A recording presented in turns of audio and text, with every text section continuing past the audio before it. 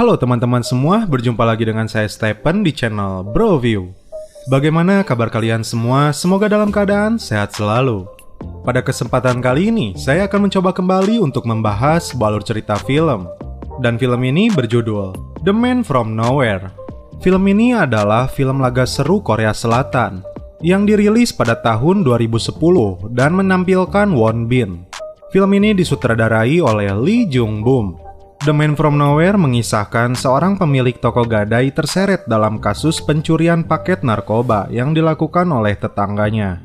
Oke, sebelum kita masuk ke ceritanya, jangan lupa siapkan Kopai dan Woodbray untuk menemani kalian dalam menonton alur cerita film ini. Dan tak usah berlama-lama, langsung saja kita masuk. Intro.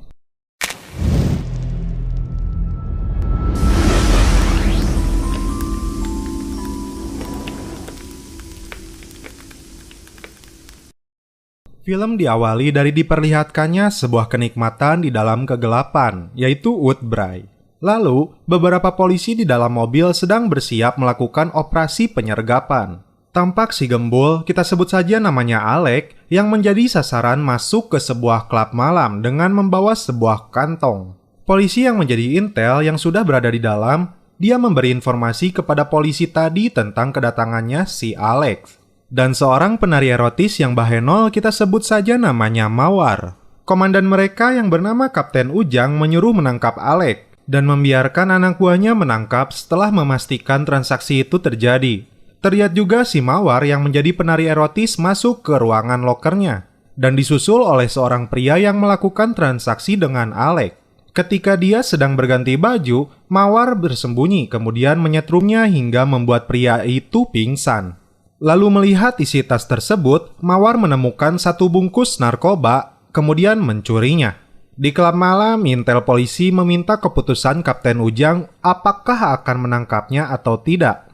Di sini keputusan diambil dan penyergapan langsung dilakukan. Beberapa polisi tidak sanggup untuk melumpuhkan si Alex. Kapten Ujang yang datang lalu melempar botol ke kepalanya, dan dia pun akhirnya dapat dilumpuhkan. Di sini, para polisi tampak kecewa karena barang bukti narkobanya tidak mereka temukan. Mawar yang naik mobil bersama seorang pria tampak gembira setelah mendapatkan barang haram tersebut. Scene berpindah. Seorang pria pemeran utama film ini bernama Tae-sik. Karena dia terlalu banyak berpikir untuk memilih makanan, akhirnya membuat si ibu yang punya tokonya pun kuku lutus. Dia melihat bunga yang berwarna putih di toko tersebut. Namun, setelah melihatnya, muka kesedihan terpancar di wajahnya. Setibanya di rumah, Tae-sik memanggil anak kecil tetangganya untuk keluar. Dia bernama Somi.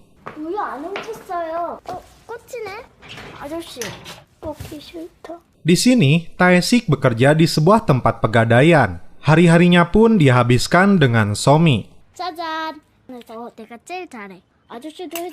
Somi menanyakan padanya apakah dia seorang gangster. Karena info yang Somi dengar, dia bersembunyi karena melakukan hal yang buruk. Bahkan ibunya mengira dia pedofil dan menyuruhnya berhati-hati. Tak lama setelah itu, kemudian ibunya datang. Dan ternyata ibunya itu adalah si Mawar, penari erotis yang mencuri narkoba dari mafia. Dia datang ke sini untuk mencari anaknya, Somi. Lalu dia menggadaikan ke Tae-sik sebuah kamera berikut tasnya. Mawar memperingatkan Tae-sik jangan bermain dengan anak-anak kalau si jagurmu tidak ingin aku potong. Genitnya seorang Mawar, dia malah mengajak Tae-sik kencan. Kemudian Tae-sik tampak marah ketika Somi mengambil bunga putih miliknya. Beralih ke kantor polisi, terlihat Alex kembali dibebaskan. Kapten Ujang pun memperingatkan akan menangkap bosnya. Kemudian, terlihat bos mafia menampar rekan bisnisnya yang telah menghilangkan heroin miliknya. Dia memberi waktu kepada orang itu selama 3 hari untuk menemukan heroin miliknya. Oke, kita sebut dia Ucup, dan tangan kanan di belakangnya yang dipanggil Vietcong sebagai Jamal. Kembali ke Mawar yang didatangi pria yang menyuruhnya mencuri heroin tersebut. Pria itu meminta Mawar memberikan heroinnya, namun karena hanya dijanjikan 20%, Mawar pun menolak memberikannya. Somi yang menyaksikan itu disuruh bermain di luar oleh ibunya. Kemudian, Mawar menyuntikkan heroin ke tubuhnya. Dan Somi meminta izin tidur di rumah Tae-sik. Di samping itu, Tae-sik yang terlihat pendiam dan kadang marah, tapi sepertinya dia menyayangi Somi. 쓰레기통이에요. 우리 이모가 그런 뻥 차서 발가락이 부러졌대요.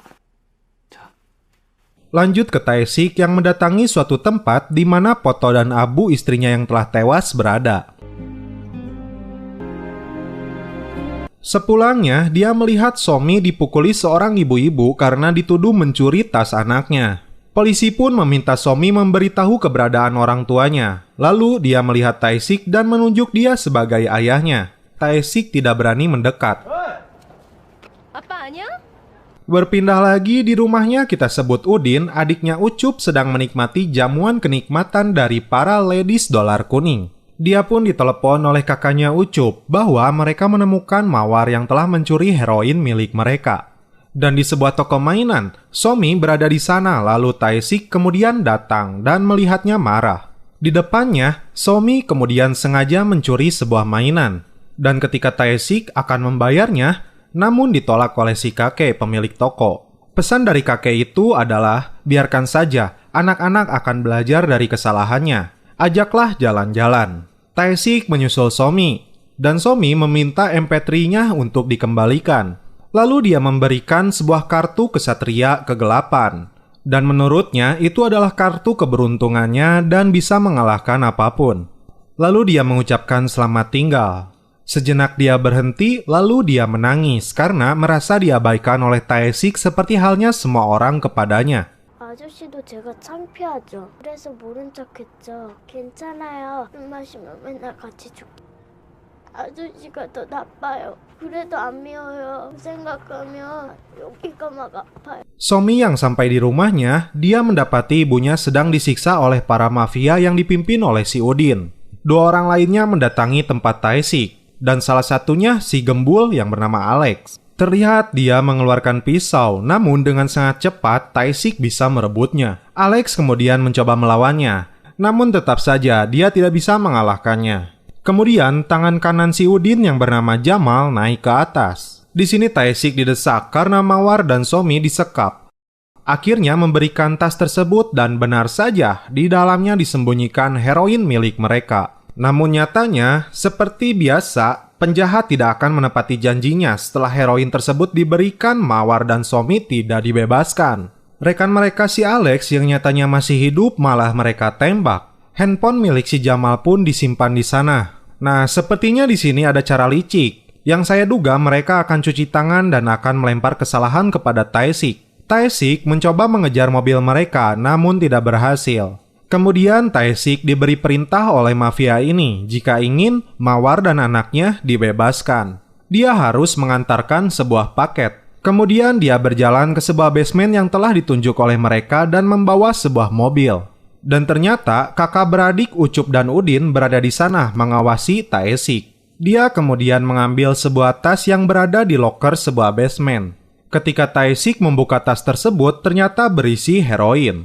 Nah, tugasnya dia harus mengantarkan barang tersebut ke bos mafia tua di tempat latihan golf. Dan di sebuah tempat makan, polisi divisi narkoba mendapat telepon tentang transaksi narkoba. Setibanya di tempat tersebut, awalnya Tae-sik disambut oleh bos itu.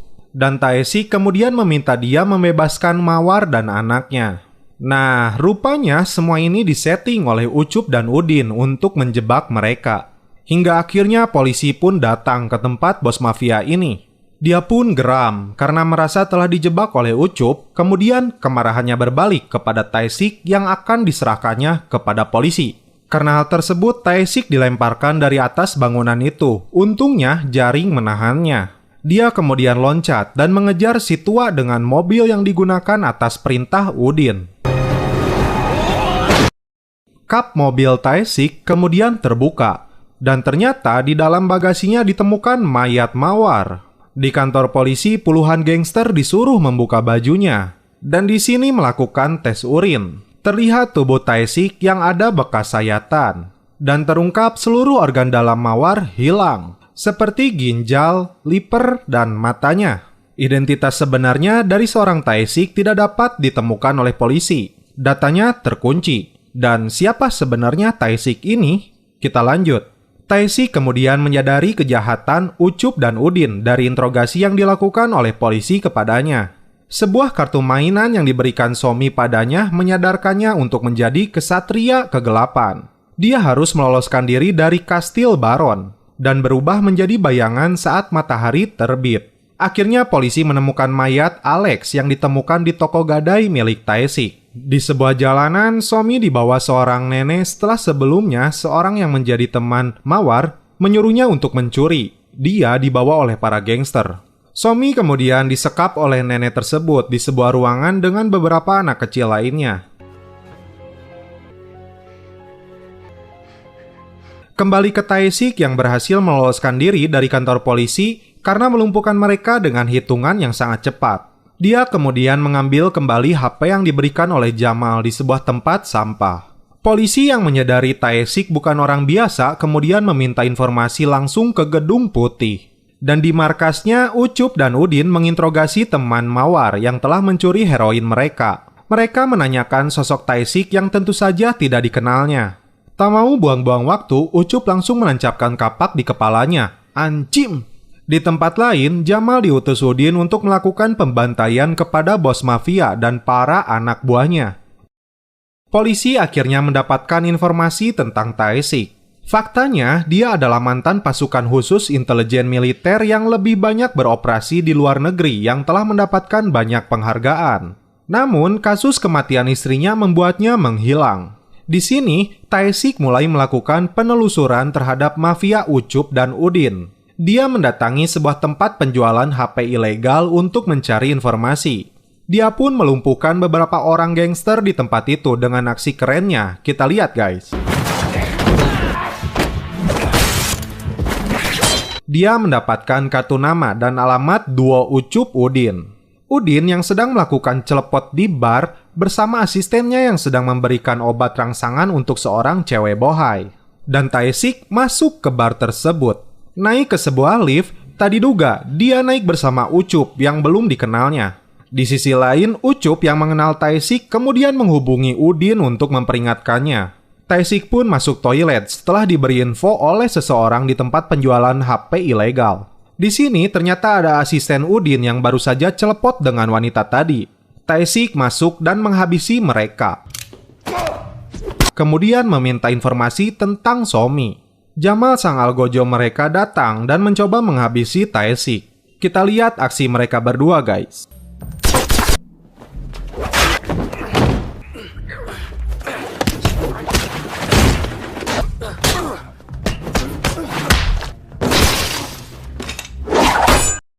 Di sini Tae-sik tertembak namun berhasil meloloskan diri. Dia kemudian berusaha untuk mengejar Ucup yang kabur juga. Kapten Ujang yang berada di sana kemudian mencoba menangkap Tae-sik, namun gagal.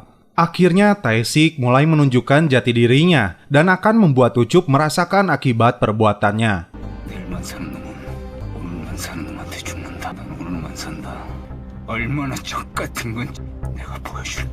Tae-sik kemudian diselamatkan oleh rekannya ketika berada di pasukan khusus. Sebuah peluru dia keluarkan dari tubuh Tae-sik. Kemudian, Tae-sik mengenang istrinya yang waktu itu sedang hamil. Dalam kenangan tersebut, ketika sedang berbelanja kebutuhan calon bayinya, istrinya berada dalam mobil, lalu sebuah mobil truk menabrak mobilnya dan menewaskan istrinya itu. Seorang penjahat pun mencoba membunuhnya, dia tertembak.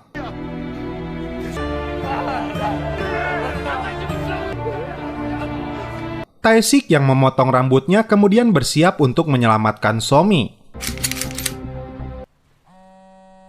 Kapten Ujang meneleponnya akan menangkapnya, namun dia pun memberikan informasi tentang pelacakan Somi yang menarik uang di sebuah ATM. Kemudian, Tae-sik menuju tempat tersebut dan dia mendapati seperti sebuah mesin koin capit mainan anak, seperti yang pernah dia dapatkan ketika menemukan heroin di dalamnya. Di tempat Somi dan anak-anak lain berada, tampak seorang anak yang sudah besar akan dikirim untuk diambil organnya.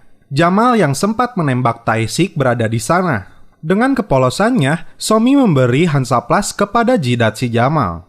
Terungkap, anak-anak itu dijadikan kurir narkoboy dan mereka yang sudah cukup umur kemudian dibunuh untuk diambil organ dalam dan matanya. Tae-sik yang mengawasi seorang anak yang sedang melakukan pengiriman narkoba tersebut kemudian berhasil membawanya ke markas Si Udin yang sedang melakukan pengemasan heroin di mana anak-anak tersebut menjadi pegawainya. Tae-sik bahkan menemukan bos mafia tua berada di lemari mayat dengan organnya yang telah hilang. Terlihat pula seorang mafia yang bertugas melakukan pengambilan organ mereka. Tae-sik kemudian menjalankan aksinya menghabisi mereka semua.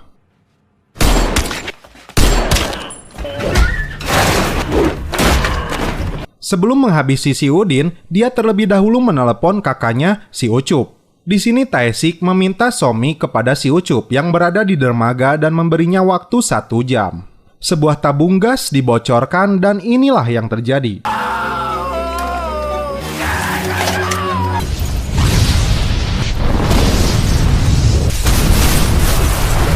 Gas itu meledakkan markas Udin berikut dirinya. Anak-anak tersebut berhasil diselamatkan.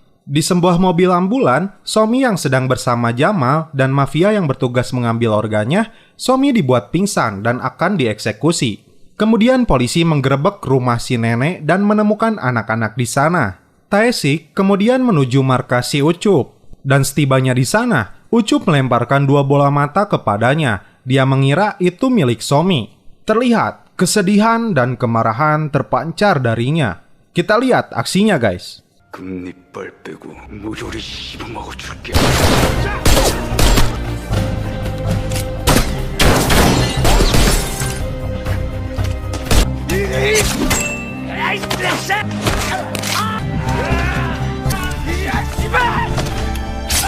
Satu persatu dihabisi tanpa rasa ragu. Bola mata tersebut Jamal tembak. Hingga akhirnya pertarungan 1 lawan 1 menggunakan pisau antara mereka begitu apik. Kita lihat.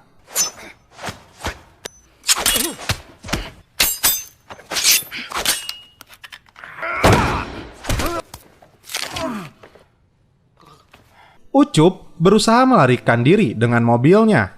Namun Tae-sik berhasil menembak ban mobilnya. Ucup sempat bertahan karena mobilnya anti peluru. Tak kehilangan akal, Tae-sik menembak kacanya di 1 titik beberapa kali hingga membuat lubang. Dan Ucup pun tewas dengan tembakan di kepalanya. Dia bersedih karena merasa tidak berhasil menyelamatkan Somi. Putus asa membuatnya berniat untuk bunuh diri. Namun tak disangka, Somi ada di sana.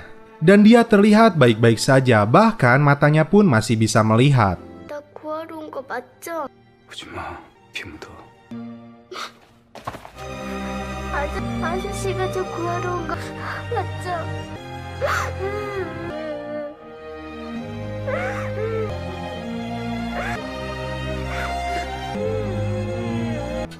Merinding bro. Ladu Sing pun berdatangan. Dan kakek tua yang membuka tokonya kaget melihat para polisi dan Tae-sik berada di sana. Beberapa hadiah dibelikan untuk Somi dan pelukan pertama Tae-sik untuk Somi menutup film ini. 한 번만 안아보자.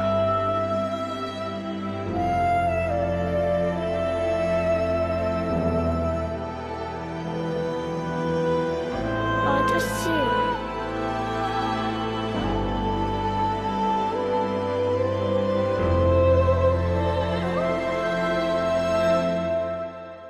Dan film pun berakhir. Oke guys, bagaimana menurut kalian alur cerita film dari The Man From Nowhere ini? Gila sih, benernya ieu mah Korea. Endingnya teh anjim banget. Mau tanya nih, siapa yang nyimpen bawang di sini anjim? Perih bro. Tapi di balik ending yang menyedihkan itu ada sebuah kopa yang menunggu di hadapanku. Anjim, madep. Oke, saya akhiri alur cerita film dari The Man From Nowhere ini. Salam penutup dari kami. Seperti biasa, mohon maaf bila ada kata-kata yang kurang berkenan di hati kalian. Mohon dimaafkan ya. Salam perfilman duniawi. Keep enjoy.